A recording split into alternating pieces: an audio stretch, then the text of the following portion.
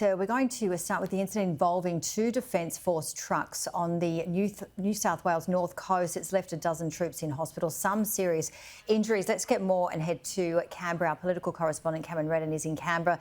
Good afternoon to you, Cam. We just heard from the superintendent there, Scott Tanner, the recovery coordinator, and he was certainly saying in his 32 years, this is the largest accident he's been to. Also, the Prime Minister has called these men and women heroes. What more do we know in terms of what led to this terrible accident? Well, some good news in the last few minutes there, Janie, at that press conference featuring the New South Wales Premier was that some of the conditions of these troops have now improved. So the numbers have changed slightly. 12 remain in hospital. From initially this morning, it was 6 in a serious condition, seriously injured.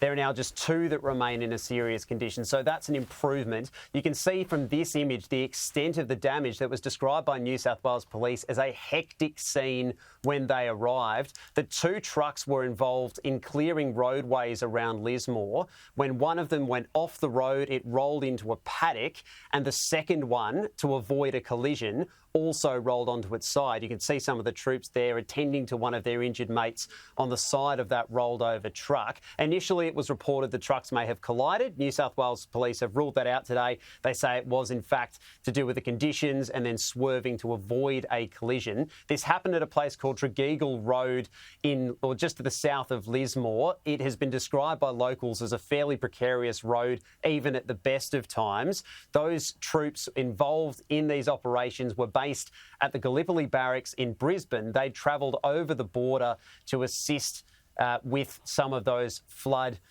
and post-cyclone efforts. The Prime Minister speaking about their bravery this morning. The most positive news of all is that even though their injuries are still being attended to, it is expected that many of these troops will make a full recovery. For the extraordinary members of the Australian Defence Force and their loved ones, there are no easy days. Every day could bring danger, every day carries risks, and yet they step up and face them for us, the Australian people. These men and women are heroes who are on their way to help people in need. They were doing this at a time when some of their own families were bearing the brunt of Alfred.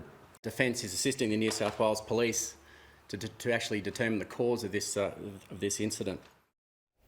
We are expecting the Prime Minister to visit the Enoggera barracks where these troops were based in the next few minutes. We'll bring you those pictures when we have them. In a broader sense, though, this latest incident has renewed a conversation about the use of the ADF in responding to natural disasters. The government's own Defence Strategic Review less than 2 years ago described the ADF as not structured and not equipped to act as a domestic disaster recovery agency concurrent with its core function in any sustainable way. That was the government's own Defence Strategic Review. I put that to the Defence Minister this morning about whether this latest incident gave him any reservations around the use of the ADF.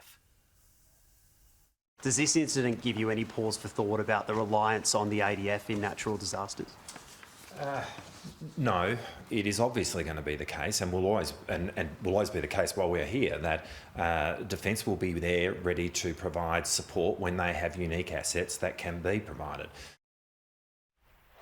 New South Wales Premier Chris Minns said less than 20 minutes ago that he wants to see more ADF being used in these scenarios, not less. Jacqui Lambie, the independent senator, though, has very much the other view. She believes that there's too much reliance on the ADF as a first port of call. She wants to see something like a civilian force in some capacity, which she calls a climate army, to take some of that load off frontline soldiers when it comes to these response efforts for natural disasters. They have been first port of call. They're supposed to be the last port of call. You need to get a plan B, and it should be last port of call should be our Defence Forces. Other than that, it's ordinary Australians out there, and what does that look like? What does that climate army look like? I need them coming forward. Perhaps, Janie, something that may come up in minority government discussions we will see post the next election. We are standing by to see the Prime Minister's arrival at the Enoggera barracks. That's due to take place in the next few minutes. All right, so we will bring us live to that. Thanks so much, Cam. We'll talk to you again very shortly.